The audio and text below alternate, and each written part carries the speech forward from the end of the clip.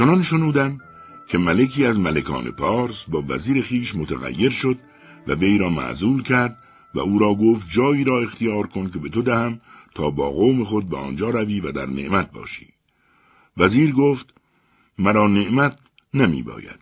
اگر رحمتی کنی در مملکت خیش دهی ویران بیابی و به من دهی تا من به آنجا روم و آن را آبادان کنم و آنجا بنشینم. ملک فرمود چنین کنند.